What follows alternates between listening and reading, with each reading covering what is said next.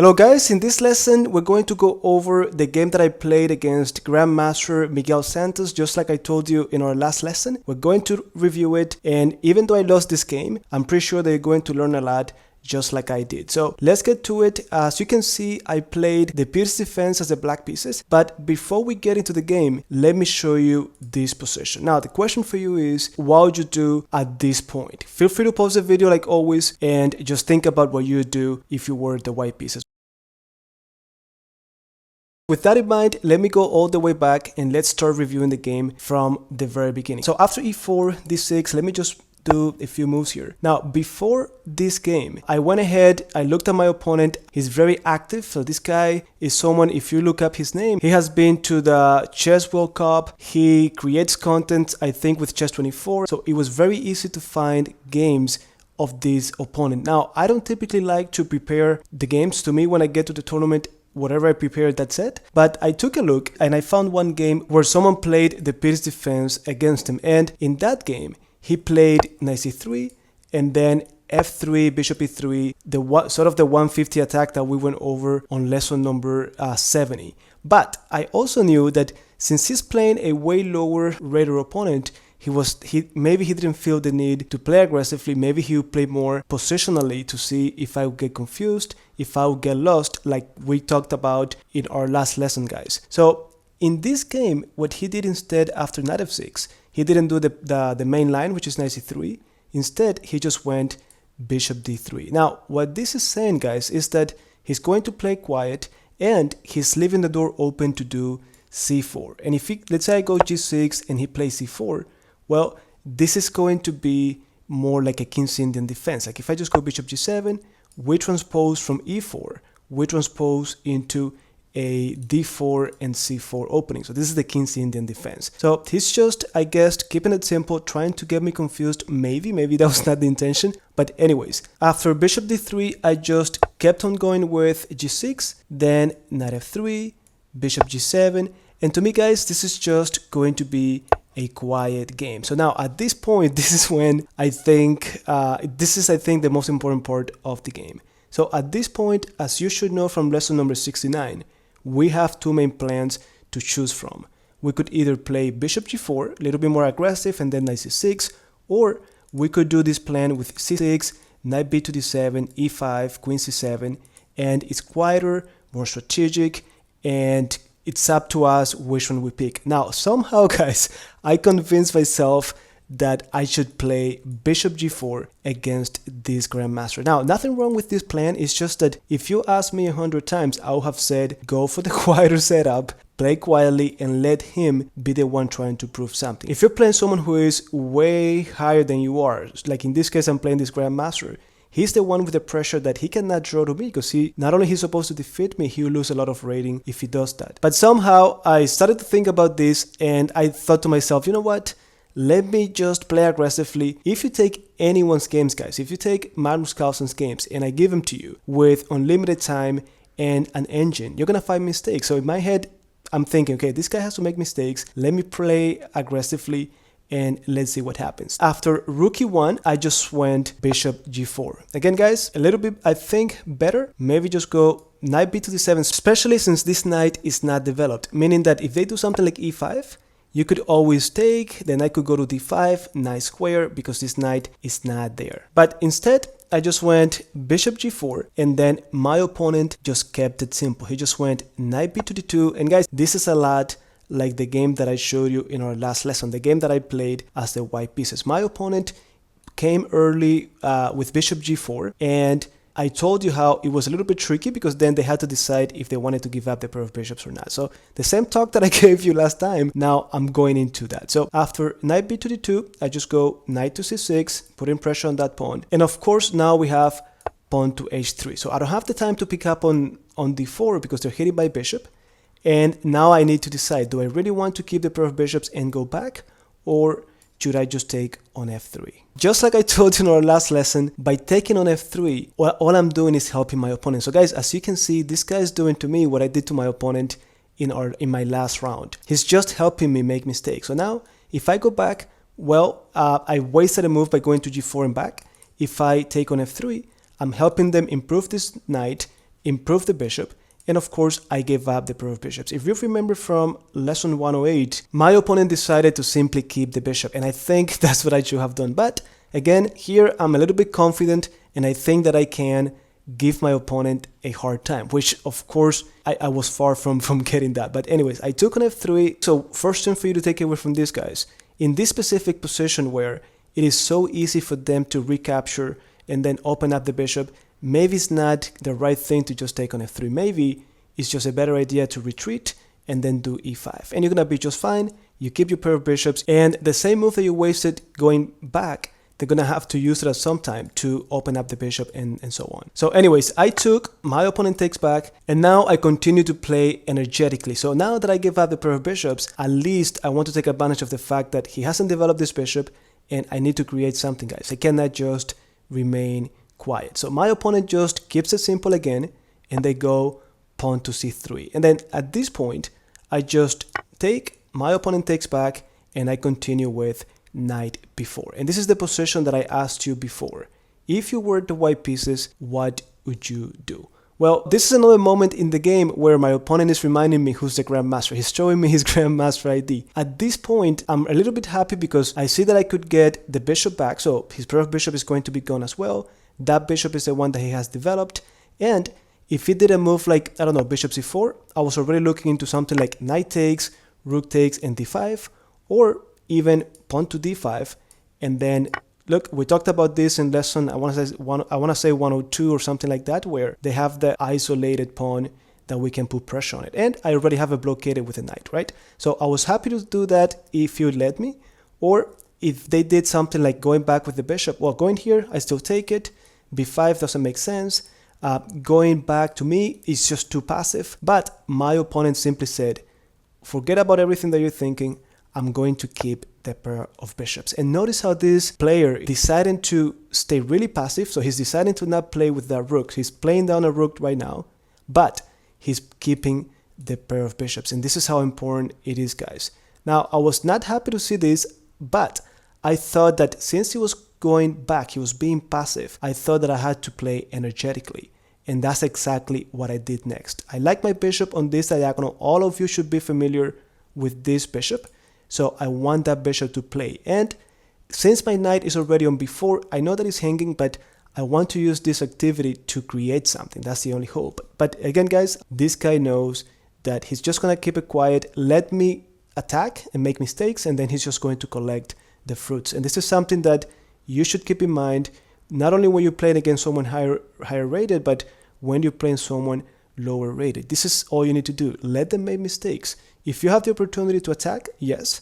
But notice how this player, if he wanted, he could have played aggressively. Maybe he would have destroyed me faster, but he's choosing to just win, trusting that he's a better positional strategic player, right? So after my opponent did bishop e1, of course, I went pawn to c5, and I really want to open up the center to activate my bishop. And after he took, I was happy to take back.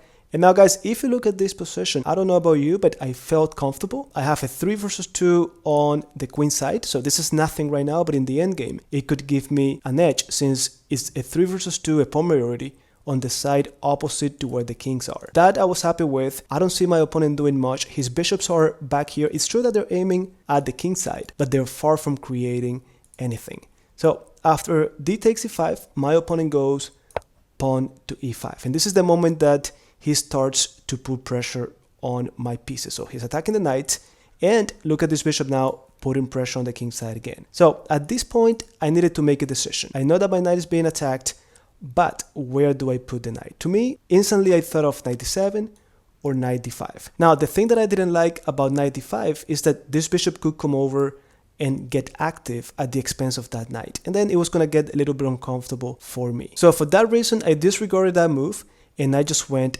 knight to d7. Now, one thing before we keep on going, guys. I know that this move, knight d7, makes sense, but again, if I were not so into this, I don't know why, I was just trying to play aggressively, trying to fight for the initiative.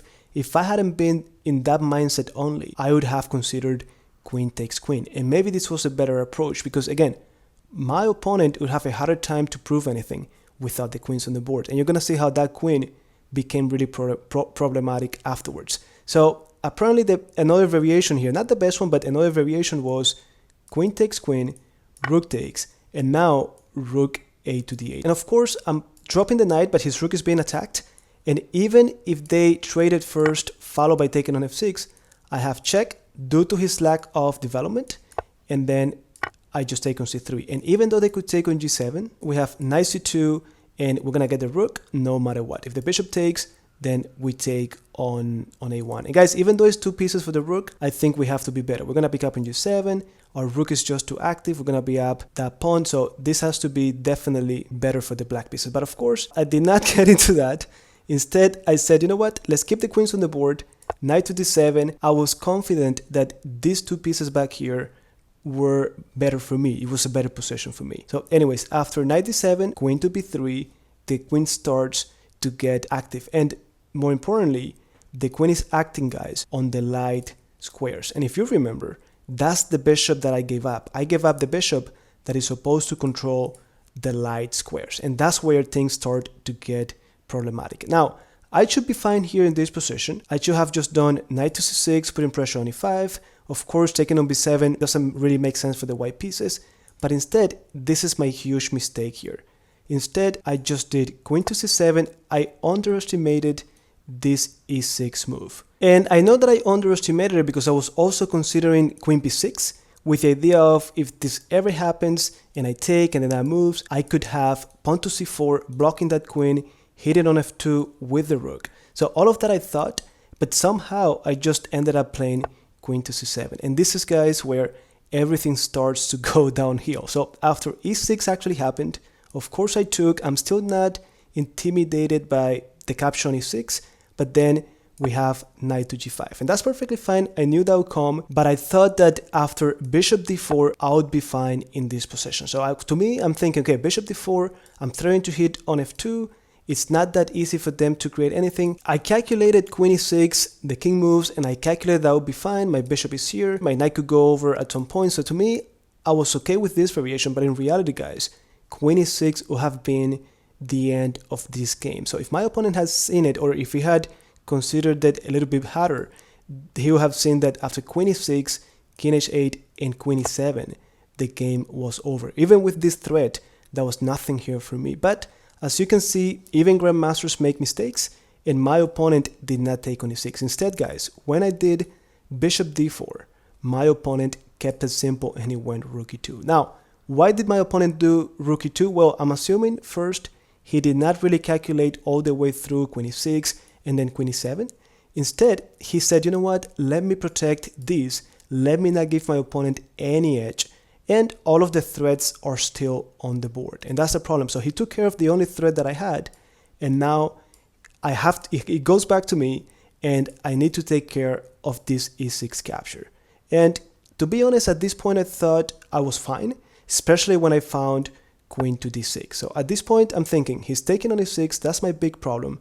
I could either move out of the way, but you know this is a fork, or queen to d6. Now, why is queen d6 such an important move? Number one, I'm setting up a trick. If they take with knight, then I have this idea, pawn to c4. And at this point, if the queen goes, well, if the queen takes, then I'm happy to just go rook c8 and I'm doing a skewer, guys. And this has to be winning for the black pieces.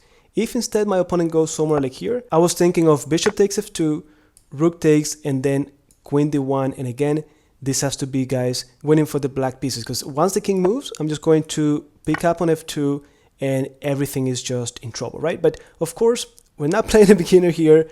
After queen d6, my opponent considered c4 coming, so they didn't take with the knight. Of course, taking with the rook is also not a good idea, because not only can I take on f2 with a check, and this should be fine for me, but I also had queen to d5, and my queen is replacing my light square bishop. So I'm taking care of that diagonal. And even if they just traded queens, I should be fine here, guys. The position is even. My pieces are way more active than the white pieces. I'm still hitting on f2. Rook d6 wouldn't work. Like, I could just move the knight and protect the knight. So there's so many things here I could do that I felt okay with this variation. But of course, my opponent looked, he saw through this, and my opponent just took on e6 check.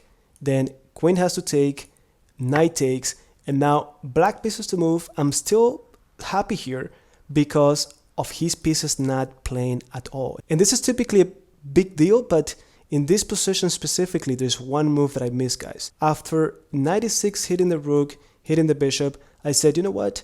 Let me activate the only piece that is doing nothing. And I just went rook a to e8. I don't really mind it if they take, because this rook is hanging. And then even if this is what I calculated. If knight f8, I take the rook.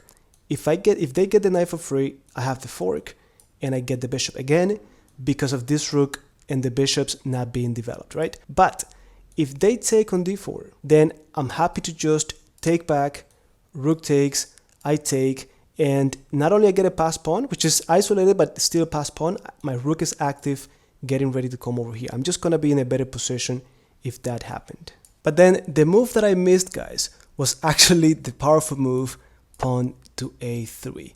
And just with that move, my knight has to move, and then guess what?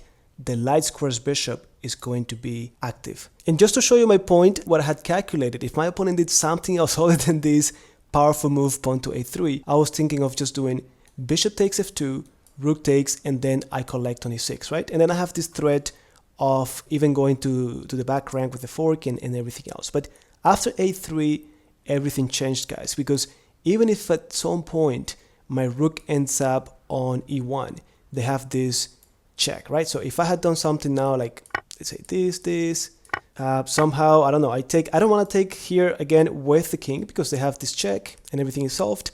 But if I had taken with the knight, this is what I had calculated.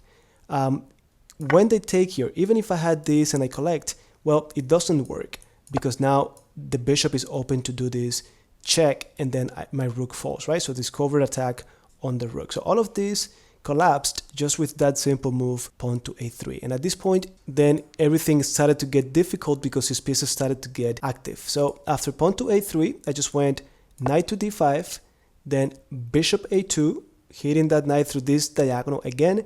That diagonal has been the one giving me a hard time, and mainly because I don't have my light square bishop. Now, of course, they couldn't have taken the rook because this rook is pinned, but bishop h2 is powerful enough. So knight has to go to b6 to protect d5, then knight takes on d4, c takes on d4, king goes to f1. Notice that they're not going to take me to let me control the open file. Instead, they're bringing the king towards the center because, guys, this is an end game. So after king f1, I'm doing the same thing, bringing my king towards the center, not letting this bishop get to h6 as well, and of course, getting away from this pin. So after bishop d2, finally activating the bishop, I just took, king takes, and guys, I did take here because I thought it was a good idea to force them to give me the pair of bishops. But even in that case, after they took, I took back. And by the way, let me go back here because I remember calculating, instead of knight f4, I remember calculating,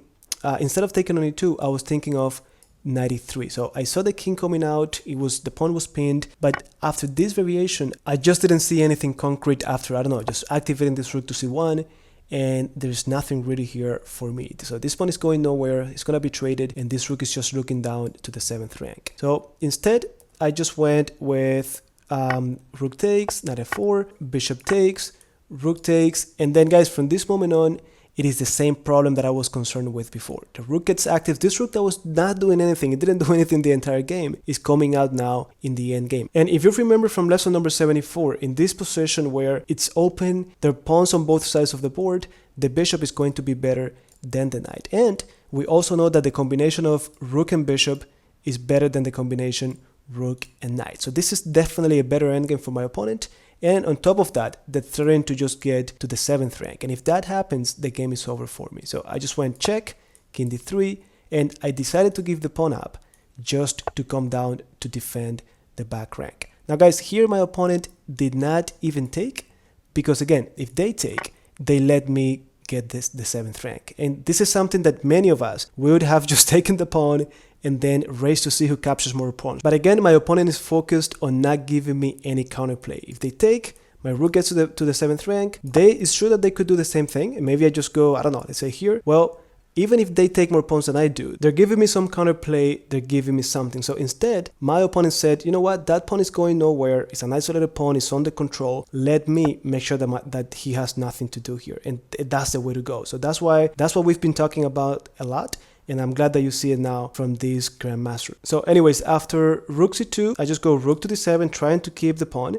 But then bishop e6, the bishop gets active.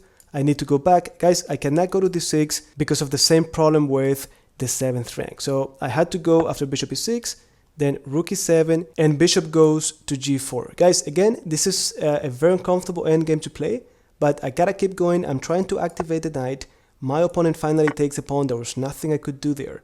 And then here, I'm already in time pressure. I've been in time pressure for a long time, but even with time, it's just hard to play this. The bishop is just way more dominant, and I'm just in a very passive position. And look, even the king is more aggressive. So the king is more active than mine.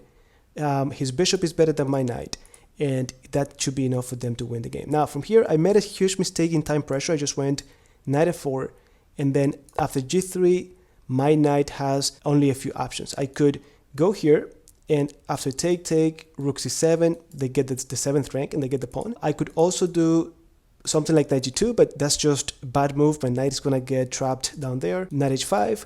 Well, even if they take pawn takes, I'm gonna get doubled isolated pawns. They're gonna have a passed pawn, and to make things even worse, they don't even have to take the knight. So that knight, even if they don't take it, it's going to be very bad down there at the edge. But anyways, I did here pawn to h5, so this is just desperation. And of course, my opponent takes, I take, and pawn takes on h4. And we get to these rook and pawns endgames where I'm just lost. Now, I still play for a few more moves, guys, but there's nothing I can do here. My opponent, of course, is going to trade one of these pawns for this pawn, and then rook and king with 2 pawns should be an easy win here for the white pieces. Now, just to show you how the game ended, it was a position like this. He finally traded my pawn for one of his pawns, and of course, this is just too much for me to control. This pawn is going to march down, protected by the king. The rook is going to be helping. I never had the opportunity to take anything on the queen side. His rook is defending. Nothing that could be done. So guys, I wanted to show you this before our next lesson, because I think it's a game where you can see how my opponent, even though he's way more experienced, more advanced, he did not rush. He did not create any complications. He just kept it simple and waited for me to make silly mistakes. So I learned from this game. You're gonna see on another game that I'm going to show you how what I learned from this game, and from other games as well from the tournament, I was able to use it to help me make the right decisions down the road. And I hope that that's gonna be the case for you as well. So with that said, I'll talk to you guys in our next lesson.